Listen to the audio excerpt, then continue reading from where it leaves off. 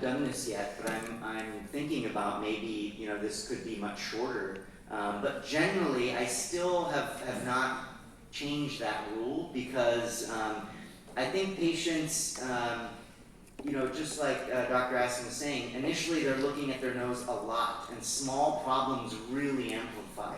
So I think giving patients a year just to get back to normal life and readjust, and they forget about their nose a little bit, and then when they come back to look at it again, you see them, I just notice as you see them down the road further in follow-ups, some of the things that bother them, I write them all down initially, and I notice that they start talking about some of them less and less, and nothing's really changed. So I think waiting just gives them time to sort of settle into the result.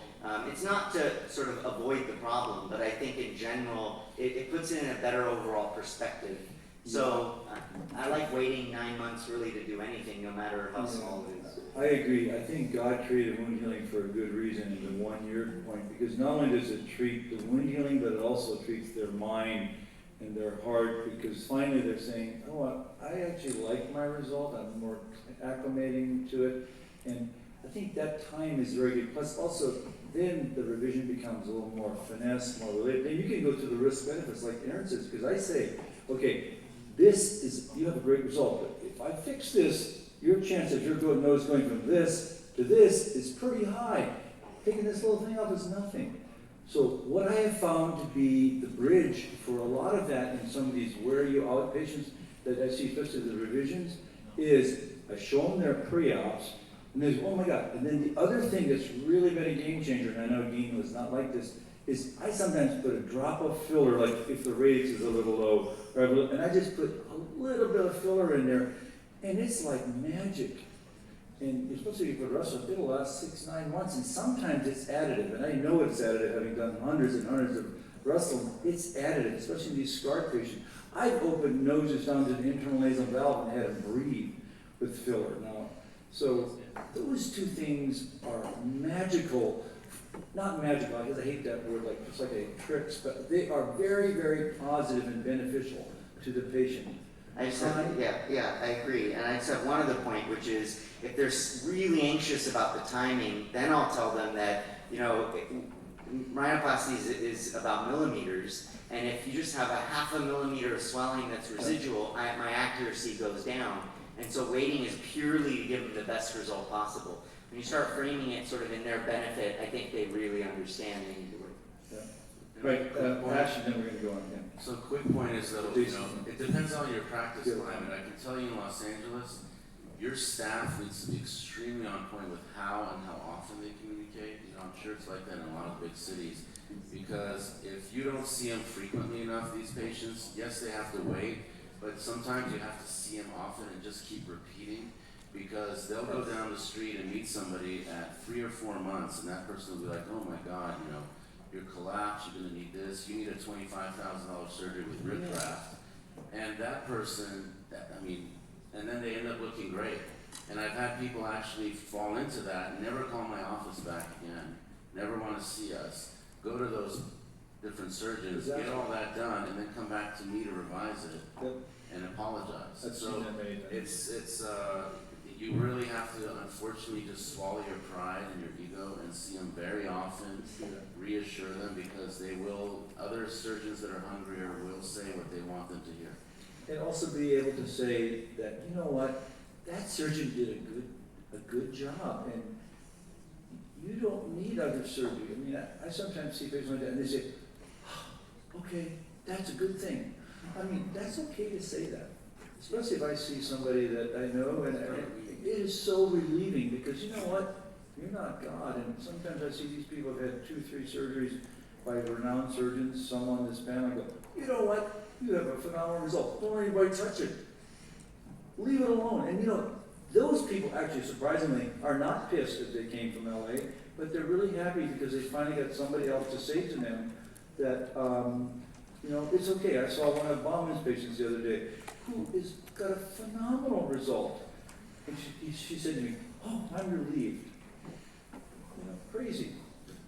All right, So I want to start this by saying that I'm intrinsically a very happy, optimistic person, and so you count here? Well, when I joined Raul and Daniel in practice, I got a lot of exposure to rhinoplasty patients early and a lot of his patients. And towards the end of his career, you know, he had a very demanding patient population and a lot of secondaries, and he lost a little bit of patience. So he would bring me in the room a lot to talk to people. So I got a lot of exposure to people that were difficult. So this is going to be about how to make people happy and how to get rid of a pissed off patient, which I think is a really important thing to understand. So imprinting starts preoperatively. The 3 things to change, I say it, like Dr. Rourke says, I say it at the initial consult, I repeat it at pre-op, I repeat it the day of surgery, I repeat it at cast removal, and I repeat it at all visits. These are the 3 things we got them better. I also, with every patient, I tell them the 3 things that I think are gonna not be perfect. I tell them these are going to happen, and I write them on their consent and they initial it. Absolutely. Your nostrils will not be symmetric. This bone will not go in. This blah, blah, blah. I literally write it out and they initial it. Now, of course, you get them all right, or you get 2 out of the 3 right, but if you get one wrong, and you go, well, remember, they go, oh, you know, so you're imprinting on them. Okay, Pro 1, cast removal.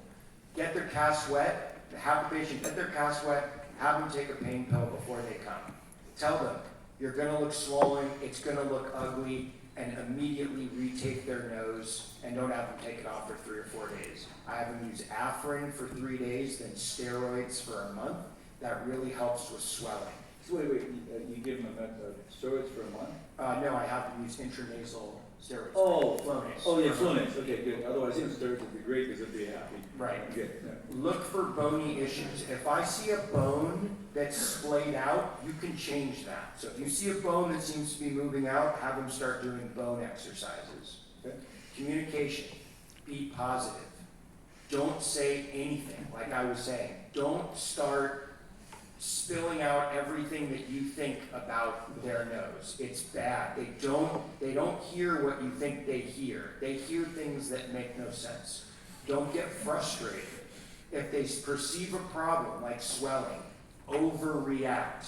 To their reaction, overreact. Oh, he's listening to me. Okay. Have their physical pictures available as well as their operative plans so you can go over things. And the 3 things that you said would go wrong, you address them. Hey, I didn't think I was going to be able to get your nostrils straight. Look, they're perfectly symmetric. You know, you want to imprint positive things. 3, do I need a revision? They ask you that question. Be positive. Explain the stages of swelling. The top of the nose, 3 months. The keystone, 6 months. The supratip, 12 months. The tip, 24 to 36 months. Even if you think that they're going to need a revision, don't tell them. Because if you tell someone at 4 months you're going to need a revision at a year, they're just going to think about that for the next 8 months. Just be patient and stress patients. Get the patient involved with bone exercises. If one nostril's up a little bit, have them start massaging the lining down. These little things help. Emails and selfies. Okay. If you're a rhinoplasty surgeon, emails, selfies, and text messages are part of your everyday life. So be authentic. Understand how an iPhone works. It's a fisheye lens. So everything in the middle of the lens looks wider, which means their nose looks wide. Be vague over email. Only directly answer questions in person or over the phone. Remember, anything you write in an email becomes part of the medical record. If a patient seems distressed, call them immediately. Yeah. It helps so much. Do not ignore them. You give them your cell number? Every patient I has use my it. cell phone number. Always. Only once a year does someone abuse it. Once a year, I would say. More than that. Patients want to know you care. So I get questions like this. So here's this girl's nose, and she says, hey, I love my nose, but when I smile, this thing goes back and blah, blah, blah. I don't know what the hell she's talking about. I literally have no clue what I'm just looking at her nose, which looks so much better. So I said, I'm not sure exactly what you mean, but yes, the smile goes back to normal, because I have no clue what she's talking about. Or it may look slightly different because your nose looks different. Okay, I was just worried, I was just curious, blah, blah, blah. Right? So here's this girl's great looking nose, and she's asking me about her smile, which to me looks normal. So I don't know what the hell they're talking about half the time. Yeah, who cares? Just say it's gonna go away. It does. Exactly. It's when I go back, yes, I feel numb in my Anytime ears. I give them the thumbs up and the rocket, and you go, oh, thank you, Dr. Work, and, you know, go ahead and drink. Okay, this is probably the most important pearl. The unreasonable patient, okay? Well, We all try our best. I read a lot of books on Buddhism. Everybody wants to be happy and not suffer, okay? Be honest with yourself. A lot of this operation is about you. Yes, you want to make the patient happy, but you're very invested because you've spent your whole life learning rhinoplasty and doing this operation. So when someone's unhappy, I communicate with them twice and I make a decision. Can you make this person happy? As soon as you decide that you cannot make this person happy, you need to get them out of your life and remove their energy from your life because they will torture you. I'd love this, I hope, yeah. Okay, so in my practice, if I am not giving 2 to 3 patients back their money every year, we are not doing them enough. Give them their money back, have them sign a release for legal and social media. When you offer somebody even part of their surgical feedback, I give them a timeline. Say, I want this. Okay, I'm gonna give you back half your surgeon's fee. My malpractice company said that's all I can do. I can't give you your OR anesthesia. It doesn't work that way. I'm abiding by their rules. You have till Friday to make a decision. Let me know. Period. 100% of the time. They just want the money. It's all about the money. They just want the money. Remember, 1% of people don't like Aston Martin. They don't like Apple computers. They don't like dogs or the beach or the sun or Mother Teresa. And they're not going to like you. So what business doesn't give back 1% return? If you know you can't make someone happy, get rid of them as soon as you possibly can. If you have a question about this, I have a legal document that my office uses. I'm happy to send it to you. I send it to all of my friends in Europe. Get rid of them. Just get rid of them. I love that because those are the life suckers. I mean, I agree with 100% of the things you've said because I do the 3 top concerns. I documented the first visit, the pre-op, before they get any drugs or their mom, their spouse, or I never say who they are. They got to document it again, and then that's on film, and then I document it in the op note, and then we talk about it and say, wow, you look great. That's why I try and be there. If I can't be there, I do a FaceTime with them when my nurse takes her splint off. And we give them the thumbs up, you look great, because it's imprinting. But the crazy patient, I mean, there are many patients I would have loved to give their money back to get them out of my life, because they suck the life out of you. They're the life suckers. You walk in the room and there's no air. You know, you got to take your tie off, because they're just sucking the life out of you. So I've never done that and given my money back. Have you guys done that? Have you guys done that? I guess as long as you get a legal document. Have you done it? Yeah, I do 1 a year. Do you? I've never done it. I mean, Man, have you? hold on, I gotta say one thing. Okay. So this happened, so the first time this happened to me was about 3 years ago. It was a male rhinoplasty patient. It was manipulative. They always have a B+, A- result or better. Right. Always. Oh. And just torture me. And finally I just go, listen, it's obvious we've lost our doctor-patient relationship. You don't trust me. You know, what if I just give you back your $7,500, whatever it was? And he goes, okay. And I was like, wait a minute. I could give you back that money and you would have gone away 6 months ago? That was all. And I went, oh my God, because that money, never even think about that. But that guy was torturing me in my office, and he went away, and as soon as I figured that out, I mean, it's reflex, twice. That's it. You know, you're smart. You know when you're talking to someone, either they're going to listen to you or you're done. And as soon as you figure out you're done, then be done and get rid of it. I don't disagree with that. I maybe need to take that step, because I could have done that a few times to make my life easier, and about 3 or 4 Google reviews, you know. I mean, it's good advice. I mean, I like those 3 concerns, because you know that. And I think people need to know that you're honest, that you're humble, you're not God. They need to know that pre-op, because afterwards they think you are, and then they're going to rip you apart. So, because you'll lose your halo quick. So, all right, it's great. Jason, great stuff. These are Mike, are awesome. you guys doing all right? You living it?